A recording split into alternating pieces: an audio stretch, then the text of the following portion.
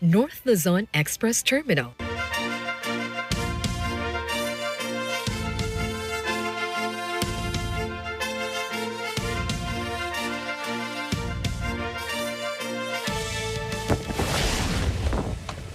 U.S. President Joe Biden fell off his bicycle as he approaches well-wishers at Gordon's Pond State Park. The 79-year-old took a tumble but was unhurt. More details on this later in the news.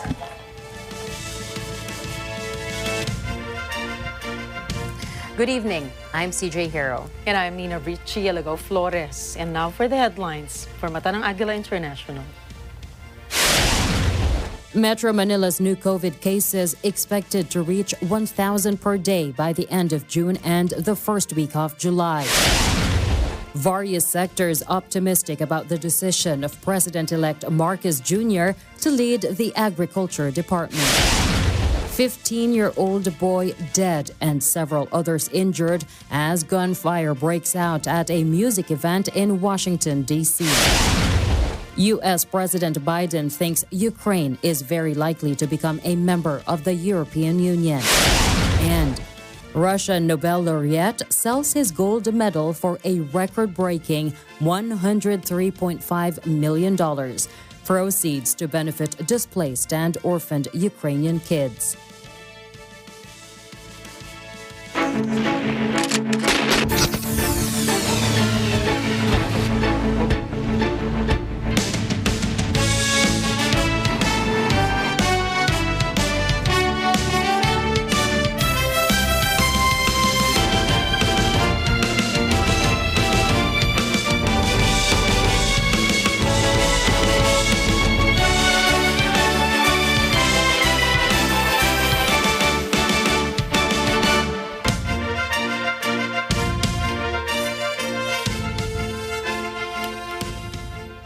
The National Capital Region is experiencing a weak surge in COVID-19 cases, with experts projecting the peak to be in early July. Madeline Villar-Moratillo has the story. The possibility of seeing a continuous downtrend in Metro Manila's COVID cases just got low given a recently detected COVID surge. Octa Research Group says it is expecting the cases to reach the peak in the first or second week of July. Yung bilang ng kaso yun nga, nabanggit natin 225 cases yung 7-day average sa Metro Manila. Posible itong tumaas between 500 and 1,000 by end of June or first week of July. So pag ganyan USEC masasabi na natin baka nasa moderate risking situation natin. Although kahit naman moderate risk, USEC, yun nga, yung pinaka-monitor natin for alert levels, yung hospital utilization. Pero tumataas yung bilang ng kaso, USEC, hindi pa natin nakita yung pagbaba niyan anytime soon. Baka yung peak niyan, it could happen sometime mga first or second week of July. For now, the average daily attack rate in NCR is at 1.6%, but it can reach up to 7%. Octa earlier observed a weak surge in COVID cases in NCR as virus infections accelerated in recent weeks. Yung average daily attack rate sa Metro Manila nasa mga 1.5 na, actually mga 1.6. So tumataas siya. Posible ngang tumaas siya to 7. So ibig sabihin, pag umabot tayo ng mga more or less mga 1,000 cases per day sa Metro Manila, ay nasa 7 na tayo na attack rate. At that rate or at that point, medyo mataas na yung level of cases. Posible ito mangyari by end of June or first week of July, base sa mga projections natin. Of course, we're not projecting an increase in hospital utilization. Tataas ito pero hindi ganun kataas. So we should still be okay, pero ayun nga, at that level, syempre kailangan talaga yung pag-iingat ng mga kababayan natin. Despite the increase, experts do not expect it to deal a blow to Metro Manila's healthcare utilization rate, which is still at 22%. Aside from Metro Manila, David says a similar increase in COVID infections has been observed in Cavite, Laguna, and Rizal, as well as Benguet and Iloilo. The Department of Health says elevating the country's COVID alert level is based not only on the number of cases but also on how it affects the healthcare system. Madeline Villar-Moratillo reporting for Mata ng Agila International. Trusted, connected, on point. The Health Department does not consider raising the COVID alert level in Metro Manila for now, as the situation is still far from overwhelming the region's healthcare system. Infectious disease expert Dr. Edsel Salvana says the hospital utilization rate should reach 50% before raising the alert. Salvana, also a member of the Technical Advisory Group of the Department of Health, says the region should also log 818 new cases daily to reach the average daily attack rate of 6 per 100,000 population. He stressed that vaccination rates are still in line with the number of people hospitalized, and residents of Metro Manila continue to use face masks outside their residences. Alert Level 1 is up in Metro Manila until June 30. The Department of Health has approved a recommendation to give COVID-19 booster shots to adolescents ages 12 to 17. The recommendation was made by the Health Technology Assessment Council, or HTAC. Health Secretary Francisco Duque III says that for now, only Pfizer vaccines have been approved for use as boosters for minors. According to the health chief, the vaccination guidelines are being drafted and will be released soon.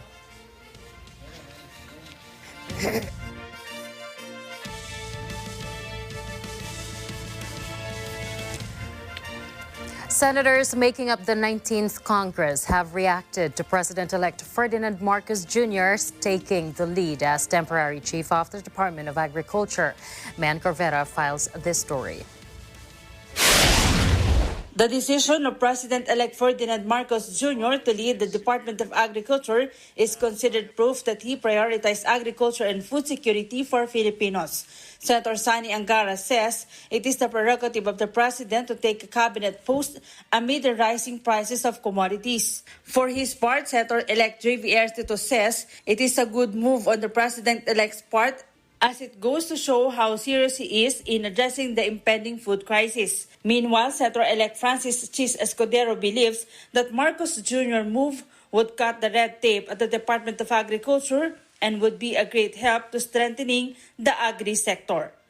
Mean Corvera for Mata ng Agila International, trusted, connected, on point. Outgoing Agriculture Secretary William Dar has welcomed the decision of President-elect Ferdinand Marcos Jr. to take the helm of the Department of Agriculture. Eden Santos reports. One DA family, headed by Agriculture Secretary William Dar, has lauded President-elect Ferdinand Marcos Jr.'s decision to temporarily lead the Department of Agriculture. Dar says the department is more than willing to brief and assist the incoming leadership to attain food security and food sovereignty amid the impending global food crisis. The Agriculture chief also assures the President-elect of the DA family's strong support and cooperation, saying they truly want him to succeed. Dar believes the recent pronouncement of President-elect Marcos Jr. is a very strategic decision, giving the agriculture sector utmost priority and thus a bigger budget in the years to come. Pronouncement as a victory of the Department of Agriculture in rousing broad public support towards the sector's rehabilitation and empowerment. According to Dar, the DA has already prepared a transition report outlining its short, medium, and long-term plans to significantly increase the production of key commodities such as rice, corn, and fish products, as well as augment the incomes of farmers and fisherfolk. The transition report contains the current state of Philippine agriculture, along with some recommendations and policy proposals. This is Eden Santos, reporting for Mata ng Agila International. Trusted, connected, on point. Vice President-elect Sara Duterte Carpio has named a new spokesman in the person of attorney Reynold Munsayak. Munsayak will be replacing Liloan Mayor Cristina Frasco, who was appointed by President-elect Ferdinand Marcos Jr. as the Secretary-designate of the Department of Tourism. Munsayak was a classmate of Duterte Carpio in law school and was valedictorian in their class. In 2021, Munsayak resigned as acting chairman of the Presidential Commission on Good Government, or PCGG, to help in the campaign of Duterte Carpio. The vice president-elect expressed her gratitude to Frasco for the timely and effective communication of her messages to the Filipinos through the media. Duterte Carpio lauded Frasco for her commitment to the truthful dissemination of information. In a statement, the VP-elect also wishes the incoming Tourism Secretary all the best in her new role in nation building. President-elect Ferdinand Marcos Jr. has called the Philippine Statistics Authority's attention to its backlog of unproduced and unreleased national ID cards. In an impromptu news briefing, the president-elect said the 12 million identification cards released by the PSA is not enough, as it only represents 10% of the country's population. The incoming president then stressed the benefit of having a national ID. The PSA started processing applications for national ID, or PhilSys ID, in 2020, through which the government planned to distribute cash assistance at the height of the pandemic and usher the country's transition to digital systems. Right. Coming up, shooting near Washington, D.C. Concert leaves 15-year-old dead and wounds officer and two adults. Hundreds of thousands affected by floods and landslides as southern China records heaviest rain in 60 years. And New Jersey wildfire scorches more than 10,000 acres. Stay tuned for more stories around the globe when Mata ng Agila International returns.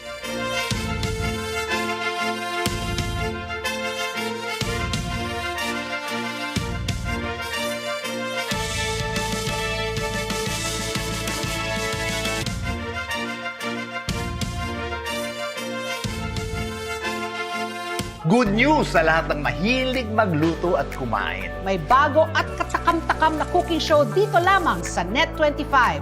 Ako si Patty Daza. Ako naman si Sandy Daza. Samahan niyo kaming magpinsan dito sa Lutong Daza. Bukod sa masarap at abot kaya na recipes, masarap ang kwentuhan at halakhakan dito. At syempre, laging may special celebrity guest. Kainan na! Kita-kits! Lutong Daza sa Net25.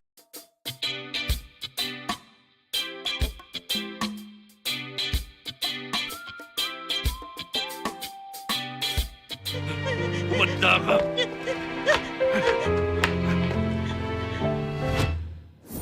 Isang sugat mula noon. Nababakas hanggang ngayon. Handog ng Net25. Ang Korean novela na magbibigay pag-asa na maghihilo anumang sugat. At ang araw ay muling sisikat.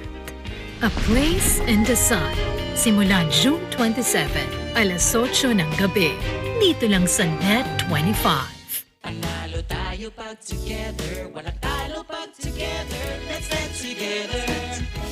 Sa Net25.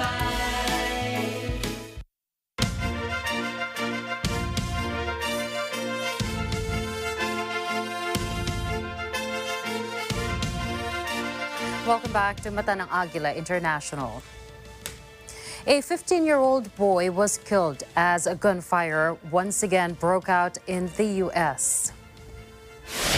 The shooting happened in the nation's capital, Washington, D.C., at a music event called Moachella. Authorities say the gathering was an unpermitted event. District of Columbia Police Chief Robert Conti gives details on the shooting. Right now, we had 3 civilian persons that were shot, 2 adults, 1 juvenile, and then 1 police officer who was shot. The police officer is recovering from at an area hospital. 2 of the victims are also recovering at an area hospital. 1 victim at this point, a juvenile victim, it appears that person, that juvenile, is deceased at this point. Unfortunately, we recovered several firearms in this area, to include a firearm off of one of the persons who was shot in this. The music event was related to the Juneteenth celebration, which commemorates the emancipation of slaves in the United States. Ukrainian President Volodymyr Zelensky should be tried as a war criminal within the framework of an international tribunal. This was stated by Leonid Pasechnik, the head of the Luhansk People's Republic. Pasechnik was also quoted by the state news agency RIA Novosti as saying that Zelensky is the most important war criminal and is like a spiritual inspirer. For Pasechnik, it does not matter whether Zelensky fulfills the will of the West or acts independently. He says it is Zelensky's choice. He kills civilians and he will be responsible for it. The head of the republic also said that penalty is not provided in their region, but an exception may be made for the tribunal for war criminals. The Ukrainian military said it has killed 106 Russian soldiers as the high-stakes battle for the Donbas region continues. The General Staff of the Armed Forces of Ukraine reported that the Russian military has lost approximately 33,800 troops. An additional 1,000 Russian troops are being held captive by Ukraine, according to Ukrainska Pravda. Kiev's forces claim to have destroyed a large number of Russian military vehicles, aircraft, equipment, and supplies since the conflict began in February, including 1,496 tanks, 3,606 armored fighting vehicles, and 752 artillery systems, among others. The Russian military is focused on capturing the Donbas due to Russian President Vladimir Putin's push to liberate the region and Ukraine. U.S. President Joe Biden thinks Ukraine is very likely to become a member of the European Union. Speaking to a press gaggle in Rehoboth, Delaware, Biden also said a visit to Kyiv is still on the table, but probably not during his upcoming trip to Europe. The U.S. president cited that he had already scheduled trips to Germany, Spain, Israel, and Saudi Arabia. Biden also noted that he had been meeting with Ukrainian President Volodymyr Zelensky and talking to him 3 to 4 times a week. Ukraine has yet to receive candidate status, the first step in the process of joining, which can take decades. Paris and Berlin came out in favor of immediately granting Kyiv that status. Italy and Romania also supported French President Emmanuel Macron and German Chancellor Olaf Scholz's move. The United States is in talks with allies to further restrict Russia's oil revenues by capping the price it would get for its crude. The U.S. Treasury says the price cap or price exemption will enhance recent and proposed energy restrictions that would push down the price of Russian oil. It will also depress Putin's revenues while allowing more oil supply to reach the global market. U.S. and Canada strategize on how they will continue to address the Ukraine crisis, tackling soaring inflation, firming up global supply chains, and securing critical minerals. Both agreed it was largely up to central banks to manage inflation, but left open the possibility of targeted measures by their respective governments to ease the pinch on citizens struggling with higher gasoline and grocery bills. Beijing continues to ramp up its purchases of Russian crude, splashing out $10.27 billion in total, which equates to a surge of 80% from last May. According to the newly released customs data, China's crude imports rose by 55% from a year ago to 8.42 million tons, making Russia its main source of oil, as domestic demand for energy products creeps up amid a cautious loosening of restrictions, Russian liquefied natural gas sales also rose by 54% to 397,000 tons. This despite a 28% decline in China's overall purchases of the super chilled fuel. China's heaviest rainfall in decades has triggered floods and landslides. It has also forced the evacuation of hundreds of thousands of people there. According to China's National Meteorological Center, the average rainfall in the affected provinces reached 24 inches, the highest since 1961. The downpours have dangerously swelled waterways, threatening manufacturing and shipping operations at a time when supply chains are already stressed due to China's strict COVID rules. Muddy water flooded urban areas, and emergency rescuers were seen evacuating villagers on rubber dinghies. Guangdong authorities say the damage so far is estimated at $254 million or 13.8 billion pesos, adding that over 200,000 people have been evacuated over the course of the disaster. The evacuees were among almost 480,000 residents impacted by the rains and floods, according to the officials. A massive wildfire has been burning at Martin State Forest in New Jersey over the last 2 days. The fire has been burning since Sunday in New Jersey's biggest state forest, and now the blaze has spread to 12,000 acres. It has burned parts of the forest in Washington, Shamong, Hamilton, and Mullica townships, according to the New Jersey Forest Fire Service. However, officials said workers are making substantial progress, with the blaze now 70% contained. No one has been hurt, and New Jersey Governor Phil Murphy said there appears to be no danger to residents or private property. Officials are still investigating the cause of the fire, but they have ruled out natural causes. Next up, thousands rally in Georgia in support of its EU membership bid.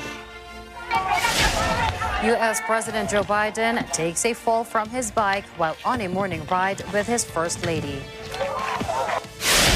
And future King William's influence grows as he hits 40.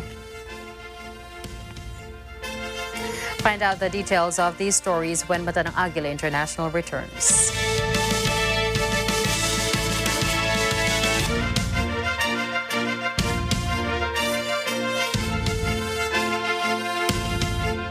Araw-araw may bagong kaalaman.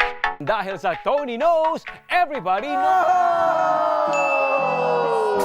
Your Kuya Tony Petgaba na hindi naubusan ng tips. Siyempre, from DIY to life hacks, sagot ko na yan. Saan ka pa? Let's all play together. Let's have fun together. Tara na, sumali at makigulo sa aming kada challenge. Sa kada umaga, kompleto na ang inyong umaga. Malapit na tayong gumiling sa lutong Daza. Malapit na. Ngayong Sabado, alas 10 ng umaga. Kita-kits!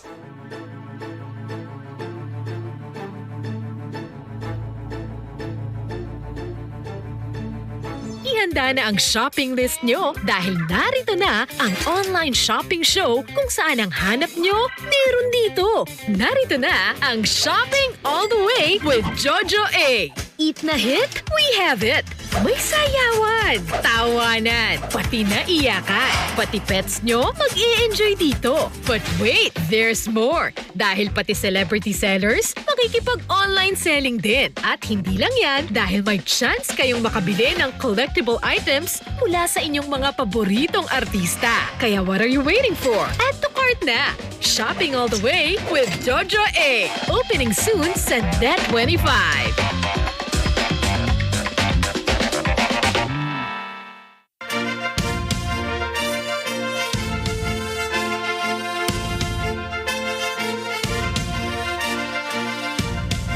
And we are now back with more news on Mata ng Agila International. Former Russian President Dmitry Medvedev warns that the European Union, or EU, could suffer the same fate as the Soviet Union and disappear from the map before Ukraine becomes a member. Medvedev, who is currently the deputy head of the country's Security Council, compares the promises Brussels has made to Ukraine to the plans of Soviet leaders to build communism. Last Friday, the EU recommended that Ukraine be granted candidacy status, the first step onto the lengthy path to membership. The Commission also noted that Ukraine must still conduct several reforms and further strengthen the fight against corruption. But it was reported previously that there was no agreement among the EU states about Ukraine's chances of quickly joining the bloc. Members also had disagreements over the sanctions on Russia, such as introducing a partial ban on Russian oil, despite Brussels making concessions to Hungary and several other nations. The final decision on Ukraine's candidacy will be made at an EU summit next week. About 120,000 Georgians filled the streets Monday in support of their country's EU membership bid. This after the European Commission put off Georgia's candidacy. Demonstrators waving Georgian, Ukrainian, and EU flags on Monday evening flooded the main thoroughfare of the Georgian capital, Tbilisi. Many held placards that read, "We are Europe," as the EU anthem, "Ode to Joy," played in the background. EU leaders are expected to decide by Friday on granting candidate status to Ukraine, Moldova, and Georgia. These countries all applied for EU membership shortly after Moscow invaded Ukraine on February 24.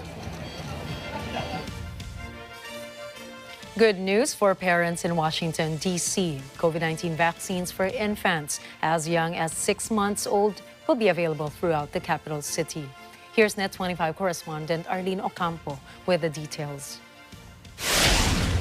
COVID-19 vaccines for children ages 6 months and older will be offered at COVID centers in all 8 wards of Washington, D.C. starting June 21st. The announcement follows the approval by the Centers for Disease Control and Prevention, or CDC, of both the Pfizer and the Moderna vaccines. The Moderna vaccine, approved for 6 months to 5 years old, is 2 doses. The Pfizer vaccine, approved for 6 months to 4 years old, is 3 doses. The pediatric vaccines will be available at all district COVID centers, health clinics, and doctors' offices across the U.S. Capitol. The vaccine will also be available at select pharmacies for children 3 and up. DC Health recommends that all children between 6 months and 4 years old receive this vaccine as soon as possible, preferably through their primary care physician, who can also provide other important childhood vaccinations. The D.C. Mayor's office says COVID-19 has become one of the top 10 causes of pediatric death, and tens of thousands of children and teens have been hospitalized because of the virus. With over 6% of the district's population being under 5 years, D.C. Health says vaccination is the best way to protect children from COVID-19 and help end the COVID-19 pandemic. Arlene Ocampo, Washington, D.C., Mata ng Agila International, trusted, connected, on point.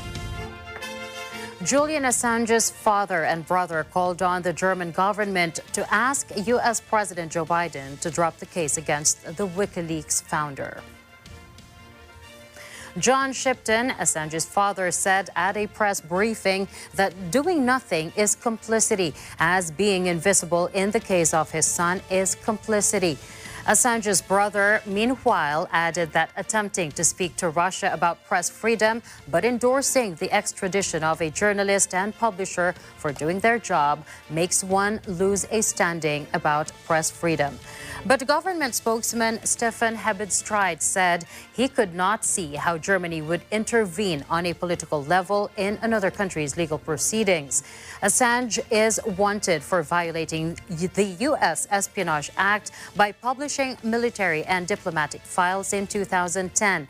He could face up to 175 years in jail if found guilty. Recently, the British government approved Assange's extradition to the U.S. to the dismay of his supporters and free press organizers or campaigners. U.S. President Joe Biden tumbled off his bike near his beach home in Delaware State. A video from a White House school report shows the 79-year-old president immediately getting up after his fall. He then says, "I'm good." Biden and First Lady Jill were wrapping up a morning ride when he decided to pedal over to a crowd of well-wishers standing by the bike trail. The president said he tried to pull a foot out of a bike clip and lost his balance. According to White House officials, no medical attention was needed.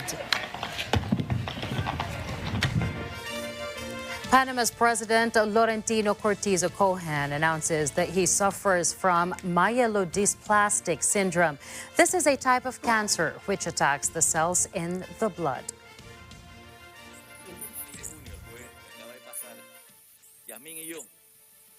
Nos reunimos con los doctores y nos informaron que el diagnóstico es un síndrome mielodisplásico de riesgo intermedio. The 69-year-old says he feels well and is in good spirits and will continue with his regular work. Prince William, second in line to the British throne, is celebrating his birthday today. And as he turns 40, he is seen to be gaining more influence. Our London correspondent Patricia Rodriguez will tell us more. Prince William's 40th birthday this week marks a significant milestone for the future king, who is rapidly stamping his authority on the British royal family by plotting a course between tradition and modernity. William's wife Catherine celebrated her landmark birthday in January, and only Queen Elizabeth II is held in high regard by the public than the close-knit couple, who are often held up as a model for the future of the monarchy. Since the 96-year-old sovereign began winding down her duties due to ill health and old age last year, second in line to the throne, William has been an increasingly influential figure. According to pollsters YouGov, William, whose birthday is on Tuesday, is the most popular royal behind the Queen with a 66% approval rating, followed by Kate at 60%. Royal commentator Richard Fitzwilliams told AFP that it's a very important milestone for Prince William because with his father Prince Charles, he's stepping up to support the Queen and also to continue to create an identity as the future king. The Duke of Cambridge, as he is officially known, accompanied his father when the Queen missed the state opening of Parliament in May and he was also reportedly a prime mover in blocking the participation of Prince Andrew, his sex scandal hit uncle, in the traditional Order of the Garter ceremony this month. I am Patricia Rodriguez for Mata ng Agila, international, trusted, connected, on point. A dozen indigenous artists hailing from the Arctic region showcased their works at the U.S. Capitol. Once again in Washington, D.C., we have Arlene Ocampo reporting. The House of Sweden here in Washington, D.C. holds the Arctic Highways exhibition. The event highlights 12 indigenous artists from the Arctic region. It includes handicrafts and artworks from Canada, Sapmi, and Alaska. Using their own form of expression, a dozen artists tell their stories through their own experiences. Their narratives range from the beginning of the pandemic in 2020 through 2021. The works convey how the pandemic has affected these artists and their search for common grounds. Exhibit founder is John Wedgemark. Works are on display until July 17, 2022 at the House of Sweden. For more information, please visit houseofsweden.com. Arlene Ocampo, Washington, D.C., Mata ng Agila International, trusted, connected, on point. Coming up, Hong Kong's iconic floating restaurant towed away after nearly half a century. Crypto industry fears contagion as Bitcoin slips back under $20,000. And a giant stingray caught in Cambodia becomes the world's largest freshwater fish ever recorded. I've never seen anything like that. More on these stories when Mata ng Agila International returns.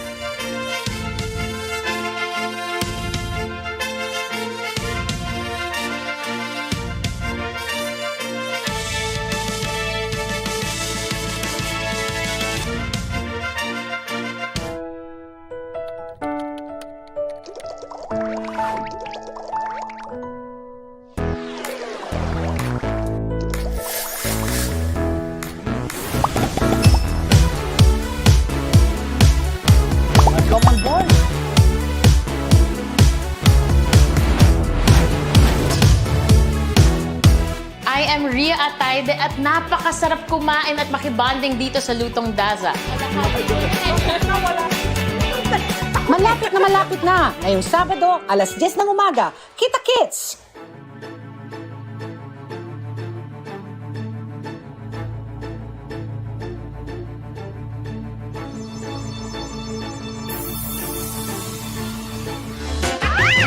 Wait lang po, pagbaba ko po nito.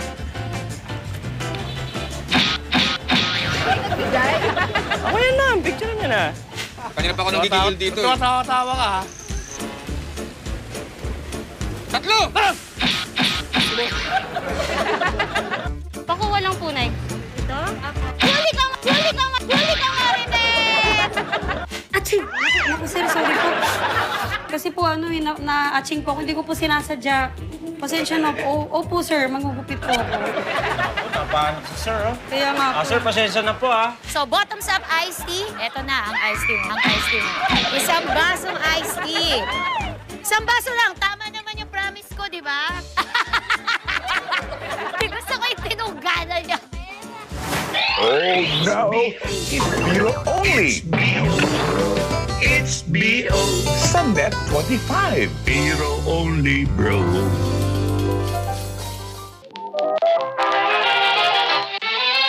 Pasiglahin ang araw ng linggo. Kayo'y maaantig. Huwag mo ubusin ang luha mo sa wala dito. Mapapaisip. What are we gonna do? Matatawa. Why so much food? Even no money, no honey, we make utang-utang. Mapapahanga. At mapapainda. Kasama si The King. Ang nag-iisang comedy king Dolphy. Ano pangalan mo? Big Po. Big Po. Ano mo si Fernando Po? Tito Vic and Joey. Mahirap ikwento, Vicky. Mahabang istorya. At marami pang artista na kinagigiliwan noon magpahanggang ngayon. My love, my endless love. Cine Throwback. Tuwing linggo, alas 12 ng tanghali sa Net 25.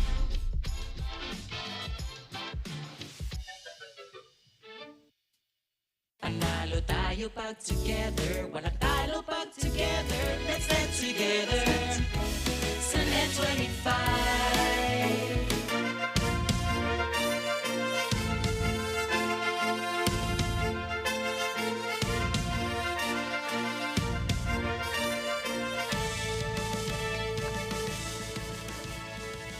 Russian Nobel laureate Dmitry Muratov auctioned off his gold medal to raise money for displaced and orphaned Ukrainian children.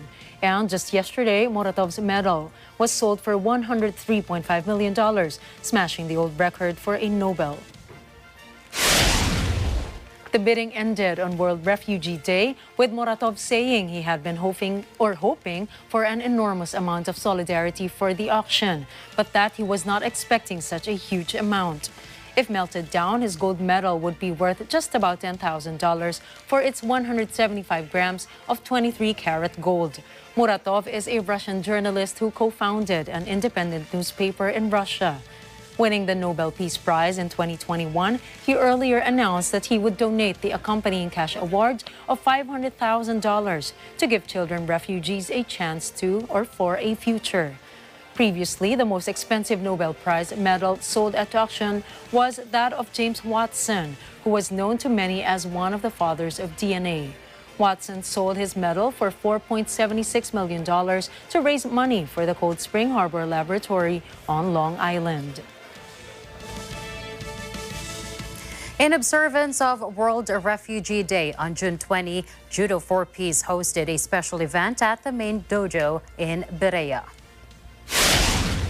The team used the ancient Japanese martial art as a driver for social cohesion in South Africa, where xenophobia is usually rampant.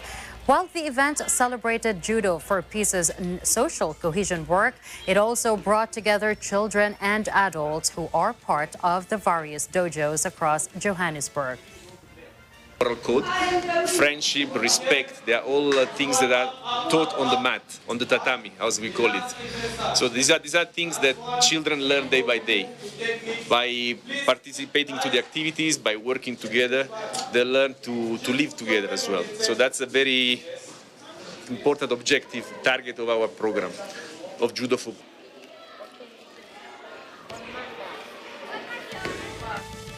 An iconic floating restaurant in Hong Kong and landmark in Hong Kong has sunk days after it was towed out to sea en route to an unspecified destination. The Jumbo Kingdom, a three-story vessel that was at one time the world's largest floating restaurant, operated for nearly 50 years. It capsized last week after meeting adverse conditions near the Paracel Islands. Aberdeen Restaurant Enterprises Limited said the water depth at the scene is over 1,000 meters, which made it extremely difficult to carry out salvage works. The company added that they were very saddened by the incident, but no crew members are injured. Hong Kong residents rushed to the piers to take pictures and bid their farewell to the iconic floating restaurant. 好可惜啦，覺得即係珍寶都有幾十年嘅歷史㗎啦嘛。咁其實都可以除咗係香港人，同埋亦都吸引好多外嚟嘅遊客，都係好出名一個嘅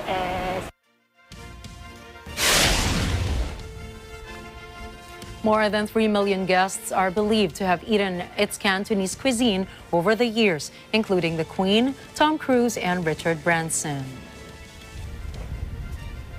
It was also featured in several films, including a Bond movie. But the restaurant closed in March 2020 as diners turned away due to the COVID-19 pandemic.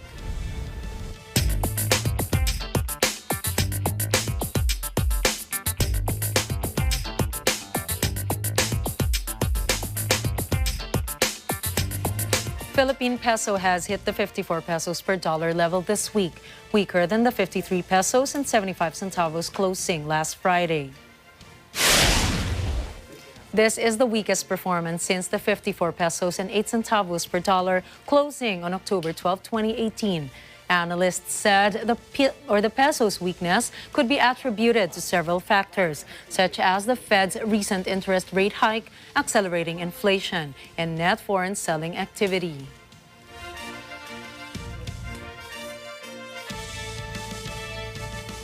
The cryptocurrency industry is on edge as Bitcoin wriggles to stay above a key level.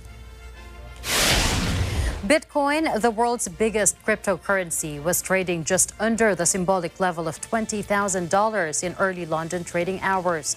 Investors and traders saw Bitcoin fall below $20,000 for the first time since December 2020, dropping to as low as $17,592.78. Bitcoin has lost almost 60% of its value this 2022. Just this month, it suffered a 37% loss, marking the cryptocurrency sector's latest meltdown. Market players said that further Bitcoin declines could have a knock-on effect as other crypto investors are forced to sell their holdings to meet margin calls and cover losses. Crypto hedge fund Three Arrows Capital said it is exploring options, including the sale of assets and a bailout by another firm. On the same day, Asia-focused crypto lender Babel Finance said it would suspend withdrawals. The fall in crypto markets coincided with a slide for equities as U.S. stocks agonized over their biggest weekly percentage decline in 2 years due to rising interest rates and the growing likelihood of a recession. Many airlines wrestled to see a future for their enormous Airbus SE A380s when the pandemic grounded fleets in early 2020. Qantas Airways parked its 12 double-deckers in the Californian desert, stating they would not be needed for at least 3 years. Etihad Airways, on the other hand, said it is not clear if its 10 super jumbos will ever fly again. But this year's sudden travel recovery due to the rollout of vaccinations and governments peeling back border controls changed the scenery, giving the super jumbo jets a new lease of life. These enormous jets can often seat more than 500 people, thus becoming a choice for airlines from the UK to the Gulf as well as Australia. British Airways will operate more A380 flights by the end of the year than it did before COVID-19. And super jumbo services in Singapore will be almost back to normal this year. The country even turned one of the jets into a restaurant. Cerium data show that by the end of 2022, monthly A380 flights will be almost 60% of pre-COVID totals.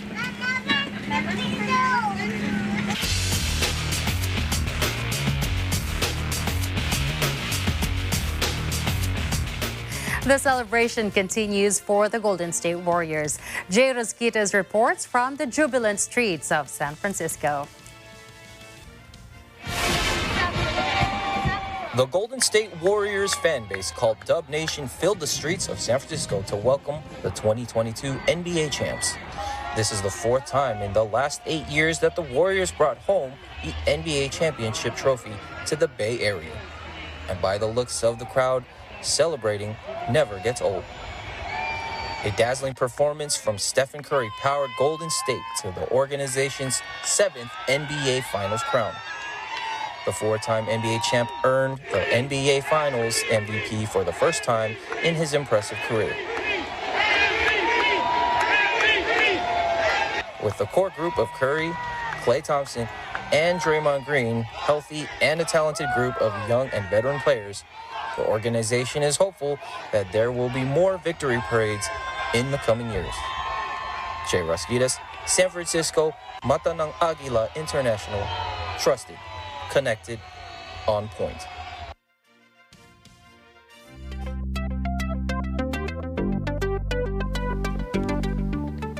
Globalstar's FM-15 spare satellite has been successfully launched aboard a SpaceX Falcon 9 rocket. Elon Musk's SpaceX confirmed that the upper stage of the Falcon 9 rocket accurately injected the satellite into the targeted low Earth orbit.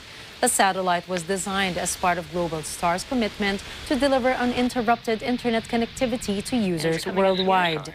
This is the 25th and last satellite of the second-generation constellation manufactured by the Thales Alenia Space. The satellite will remain in orbit until it is needed for operation in the future. A tiny portable microscope, smaller than a fingertip, has been built by Stanford University researchers. This miniature device can be used in the lab or in the field for biological research. The mini robot can also enter the human body to look around, identify, and treat complex diseases. The portable device weighs less than 1.9 grams and is 3/4 of an inch tall. Mark Schnitzer, Associate Professor of Biology and Applied Physics at Stanford, says these milli-robots can be built using existing technologies and could be inexpensively mass-produced.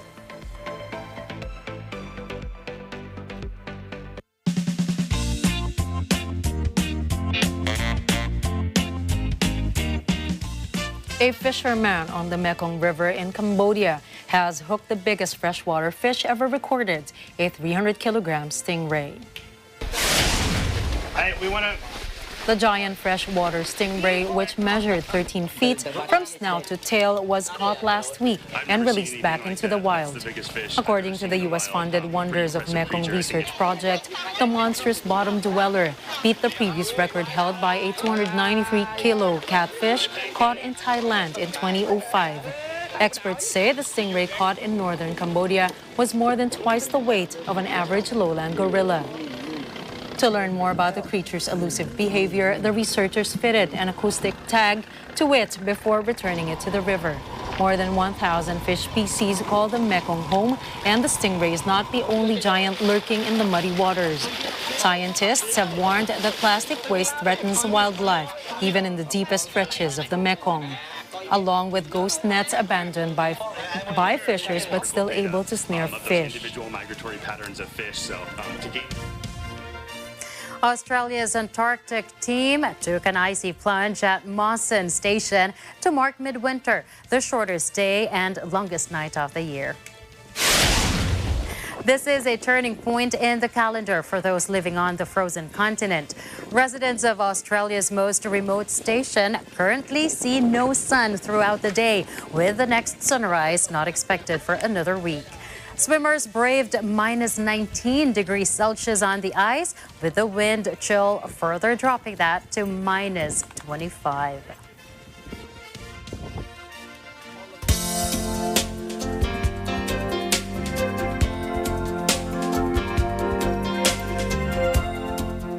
Revel in history as we take a look back at what happened on this day. In 1788, the Constitution of the United States became the law of the land. Americans added the first 10 amendments to it, which became known as the Bill of Rights. Today, the U.S. Constitution is the world's oldest written constitution in operation. In 1893, the first Ferris wheel opened at the World's Fair in Chicago, Illinois. The then called Chicago Wheel was designed by George Washington Gale Ferris Jr. It featured 36 gondolas capable of holding up to 60 people each for a total capacity of 2,160 people. And in 2001, Mexican artist Frida Kahlo became the first Hispanic woman to be honored on a U.S. postage stamp. The design showed a self-portrait of Kahlo. She began painting self-portraits in her hospital bed while recuperating after a near-fatal bus accident. Now here is a quote from author Robert T. Kiyosaki to end your evening. It is not what you say out of your mouth that determines your life. It is what you whisper to yourself that has the most power.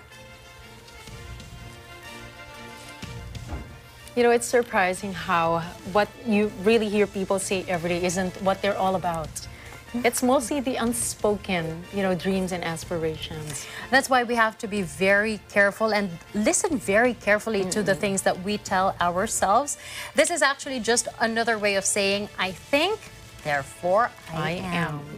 And that is a wrap for tonight's news. Catch the latest updates on our social media channels. I'm CJ Hero. And I'm Nina Richie Alago Flores. This is Mata ng Agila International. Trusted, connected, on point.